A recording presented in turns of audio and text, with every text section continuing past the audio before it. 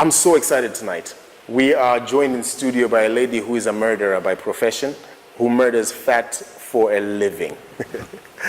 Barbra, how are you? I'm well, thank you. How are you? I'm really good. You know, I saw your video. I'm inspired. I think I'm going to come through and, do this military-style boot camp. I would love for you to come. Yeah. It's fun. You have to know it's very challenging, but it's the best experience ever. So I would love for you to definitely come. What if I'm lazy? Do you I've seen the SEALs, how they practice. They're whipped. Do you do that? No. Okay, I'm coming. We definitely don't whip anyone. Obviously you have to be a willing participant when you come. Yeah. And I get different clients who come for different reasons. And what I ask for all the time is commitment. So you've got to be willing to come and work hard. So if you know you're lazy and you're not wanting to be pushed hard, then it might not be the place for you. We're really keen to understand. So, because I don't think that you were born and then you were like, you know what, I'm going to be a professional fitness trainer. Tell us about your early years. How did you get to this point? Yeah. Well, I've always been quite athletic as a young child in school. I was a track and field athlete. And when I finished school, I did the typical thing where your parents said, hey, I think you should go into this field. So I did that. So initially I started with the Institute of Marketing Management, and I did my fair share in the corporate world. I wasn't happy though. Okay. However, I did very well because I'm a naturally driven person. So by the time I left where I was working, I was already heading a department there as an associate. And that experience in that field, which is the marketing field, gave me a lot of info and a lot of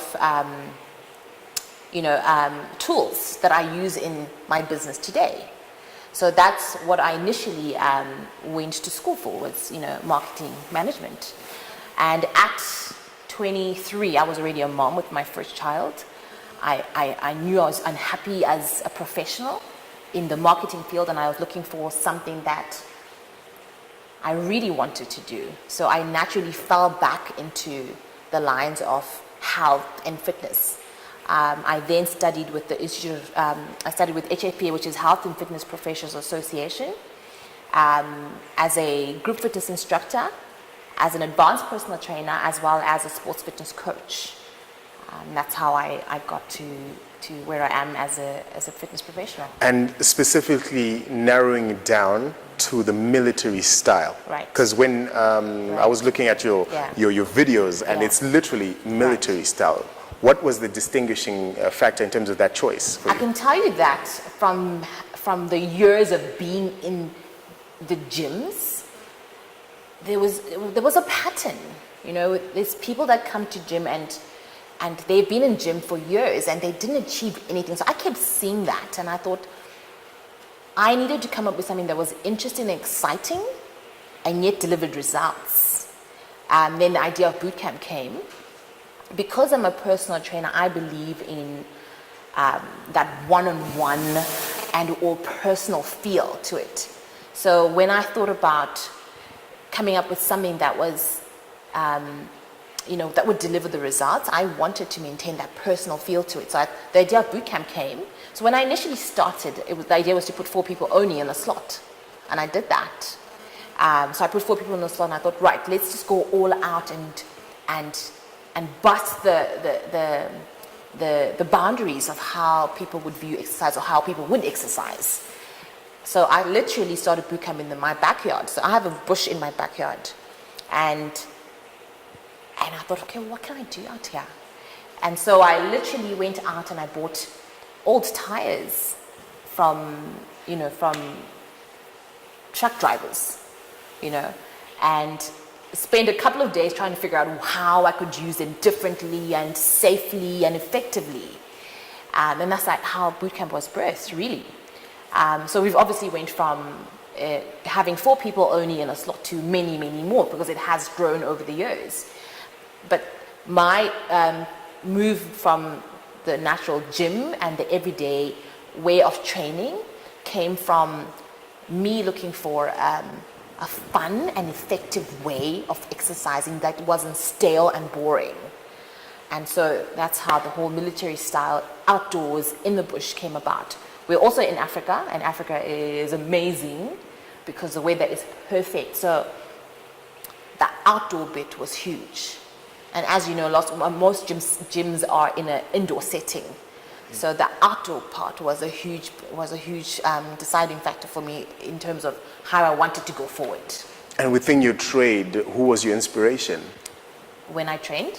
Within this craft of yours, who's your inspiration? So I mean, there's a lot of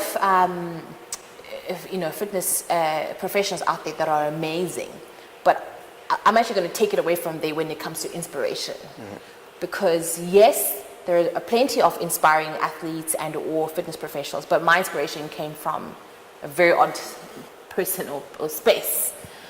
So I don't know if you've ever watched This Is It by Michael Jackson. Okay.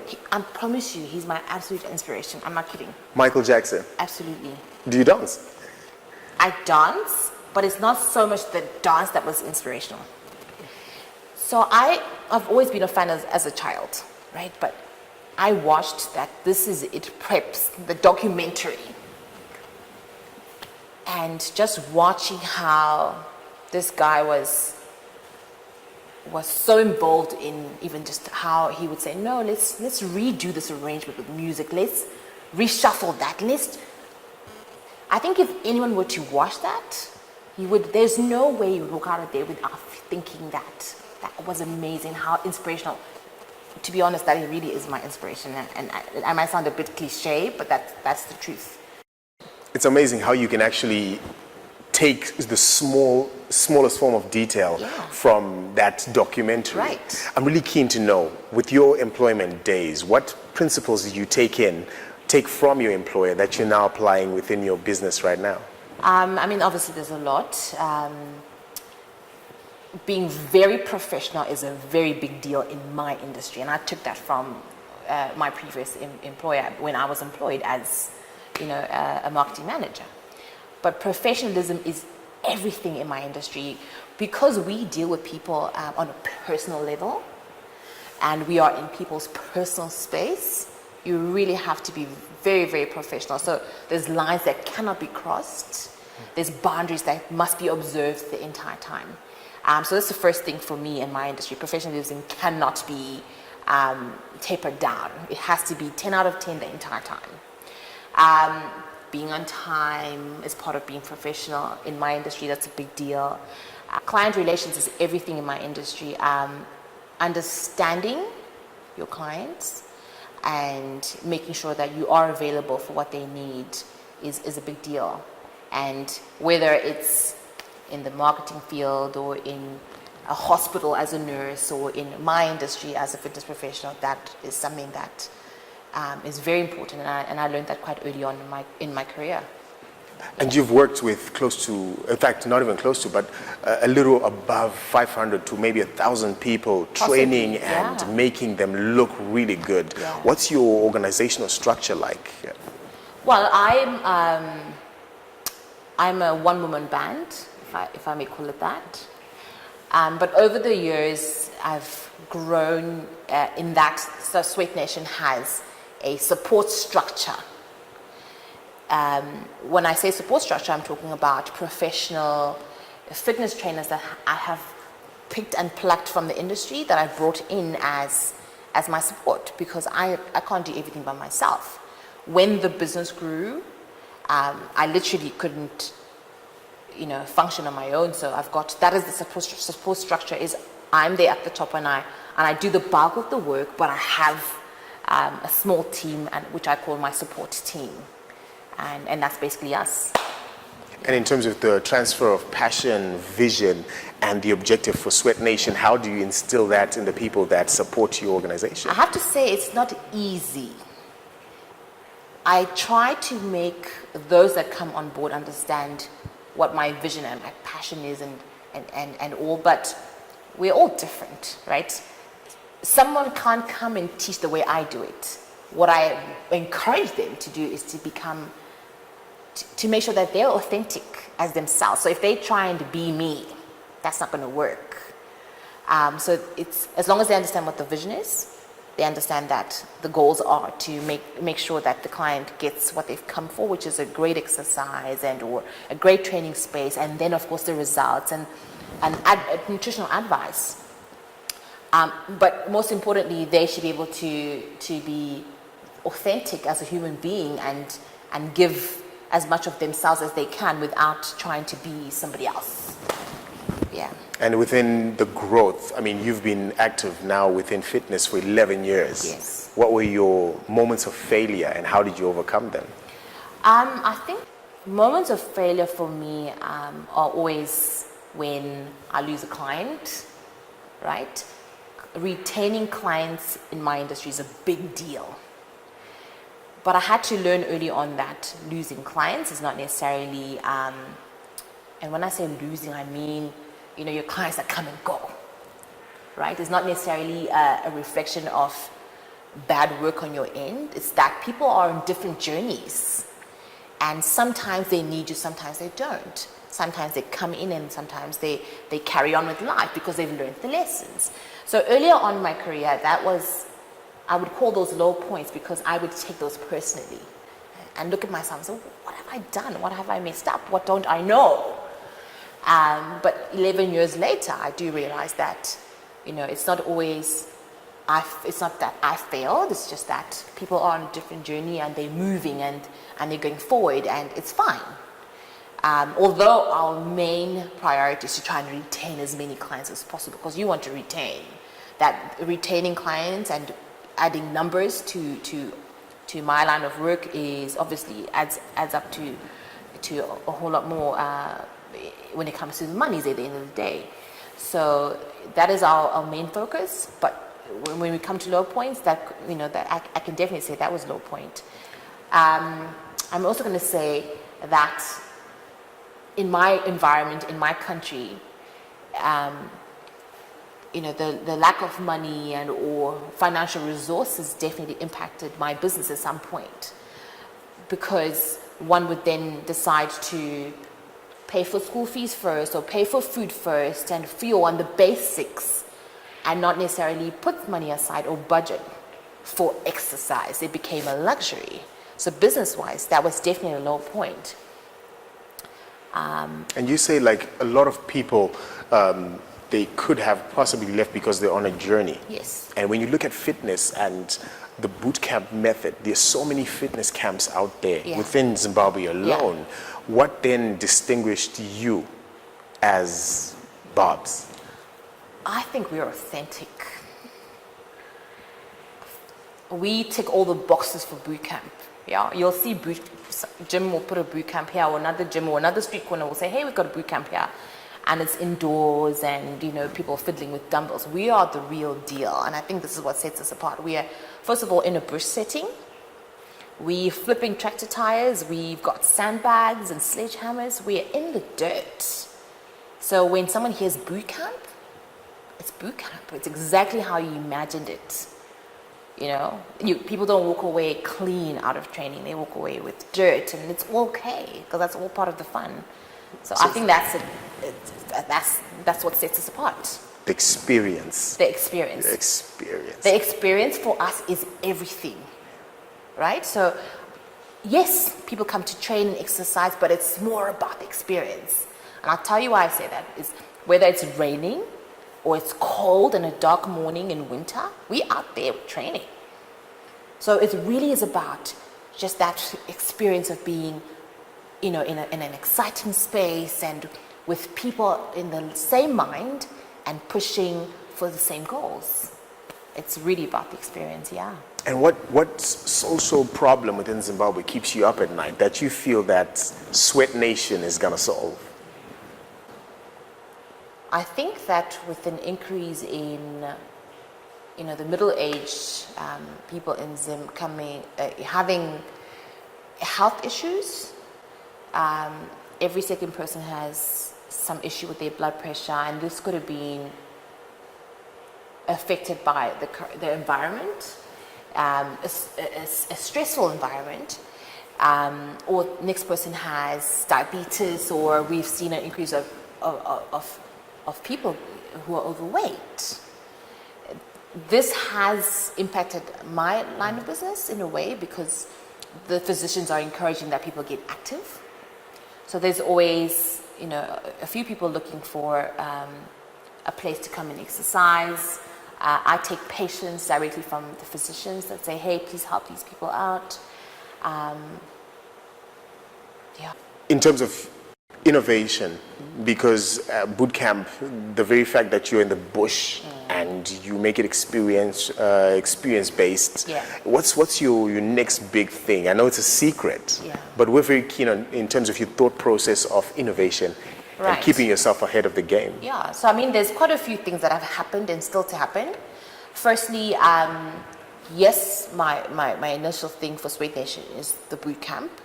But I've since moved into a boutique studio, which is an elite training space for the person that might say, hey, maybe bootcamp's not for me, and I really don't want to go into a big training space where there's hundreds of people, 20 people in a single class. I want to go to a fitness professional that can, hey, work with me in a more tailored way, in a more intimate space.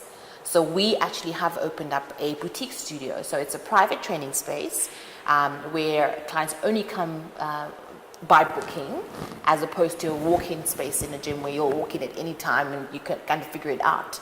We have a space where someone comes in at this time for a specific workout, and it's all tailored and eating plans are sorted, and there's proper ways of tracking and following and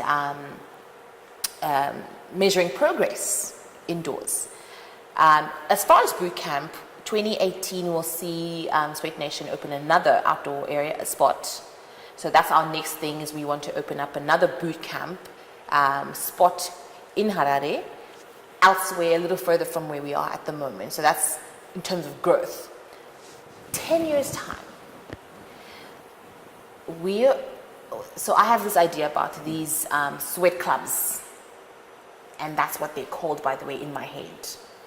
So these sweat clubs are these spots that literally will pop up in different areas or suburbs around the cities in Zimbabwe, where you literally will go in and there'll be a specific class, be it maybe a boxing class. I even have these ideas about a treadmill class, which sounds crazy, but I have these ideas in my head. I've seen them, by the way. I see them all the time. And it's really about just bringing them to life. So these sweat clubs will come. It's something that we're working towards, and that's the big idea for SweatNation. I like the word idea. Yeah. What's your idea creation process? I think, I'm going to say, I don't think there's a specific way in my head. My brain goes very, very fast. So I have so many ideas when it comes to progressing and moving forward. In my industry, it's not a one-way street. There's plenty alleys along the way, and there's food that matches with training, and there's clothing that comes and matches with training, and there's supplements that comes and matches with training. So all these things and these ideas and expanding and expansion are all in my head. I just have to bring them to life. And I think we've done a great job by slowly unfolding this big idea that's still wrapped up in my head. And I have no doubt, I honestly have no doubt, and I believe it with every fiber of my being that it's all going to come through, God willing. God willing, yeah. You've been into a couple of competitions. Yes. And we've seen you literally kill the fat off your body for figure modeling and all that in terms of fitness. How was that experience for you? So I was a professional athlete for 4 years. So I'm going to say professional athlete in the bodybuilding side. I was what they refer to as a figure athlete, or now they call it a body fitness athlete, which is not your typical bodybuilder who are massy and round. I was a figure athlete, which is the very defined, very cut, and very lean but feminine athlete. So we literally wear bikinis and heels to go on stage. And when I initially did that, I thought, okay, I'll do it once. I'll do it once and I'll tick it off the box. But it's so addictive. So my first competition, I placed sixth, and because I'm fifth, by the way, and because I'm a very competitive person, I was gunning for that first position. So I spent 4 years trying to chase that first position. And finally dropped out in my fourth year because I kept coming second and second and second and second, year in and year out. So, but it was an amazing experience. I keep saying I've hung my heels, but I think I'm going to do it one more time before I'm 40. It is by far the hardest thing I've ever done voluntarily. It is so hard, but it's so rewarding because the work you put in, you get out. So there's no cheating. There's no, hoping that there's a miracle that'll happen. There's no miracle. You work hard for every rep counts. Your results are your work that you put in. So I think I learned so much more from that journey about life itself, about business even, that you can succeed if you put in the work. You can't come out on the other end without putting the daily, without eating meal 4, then meal 5, and we eat up to 7, 8 meals a day when you're a bodybuilder. Yeah, I mean, there's a point I was eating up to 18 egg whites a day, which is crazy. But everything counts when you're an athlete, and so does business. Same concept. So although I did that for my own personal thing, it was a hobby. I called it a hobby. There was a bigger lesson from there that I still hold on to today in life, and the lessons there are amazing. Yeah. And if you were to give some takeaway points to our audience that are aspiring, because we have so many young people out there who are aspiring to do business and they always see these hurdles, what would possibly be your last words for our audience there? I'm going to say don't give up. I'm going to be very honest. I want to give up every 2 days. And this is the truth. Because it's not easy. Everyone looks up to you. If you're a business owner, everyone in your organization looks up to you for the decisions and say, please, there's no water today. And then you're like, well, I need to go elsewhere. Then you got to figure that out. And it's silly things. Or maybe there's no money, right? It's hard. I'm going to say to the young person out there, this is what I know for sure because I've walked this road. It's not easy, but if you honestly believe in it, whatever it may be, whether you are wanting to be a seamstress or a designer or a fitness professional, whatever, it doesn't matter. It doesn't actually matter. You have to really want to succeed and know that there'll be obstacles along the way every day. But you got to get up the next morning and still chase it. The only way one can achieve and the only way you can come out on the other end is if you truly want it. If you go into business because you think it's a great idea and maybe you might make money, you're not going to succeed. The only way you'll succeed is if you are very hungry and you're willing to tackle all the things that are thrown at you every day, because they're going to be thrown at you the entire time. And in fact, it doesn't stop. I found that for me, because sometimes I look back and think, why isn't this, maybe it's not so hard. It actually is still hard, but I think I've learned to deal with it better. You know, the whole thing that says, it doesn't get easy. You just learn how to deal better. Yeah. So I think that's where I am. So if you're out there and you're hoping to start a business, you've got to first of all be very passionate. Education, whether it's formal or informal, counts. So if, for example, in my industry, if you're wanting to be a fitness professional, it just doesn't mean you've got to go to the gym and pick up weights. No. Yeah.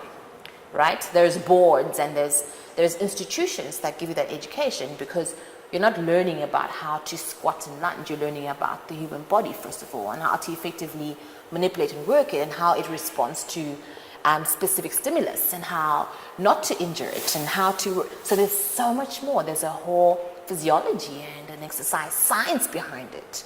So education is the second point. I believe in prayer as well. So that'll be my closing line. If you pray about it as well and seek God, then you'll succeed. Yeah. I think the persistent point that the point you mentioned about persistence is really intense. Like right now you're vying for the Nike Absolutely. advert. Yeah. You know, we are definitely going to be following up on that, and we are going to be supporting you in everything that you do. Thank you. Thank you so much, Babs, for being here tonight. I believe that a lot of our young people out there have been inspired. And you know what? Don't ever give up. Keep pushing, keep pushing, keep pushing. And Babs, we're definitely going to keep pushing, and we are going to meet you at the boot camp. I look forward to seeing you in the bootcamp. Yeah. Thank you so much, everybody, for being with us here again on MentorUsLive. Let's keep following. Let's keep being impacted, developed, and inspired. We'll meet you again on the next episode. Ciao.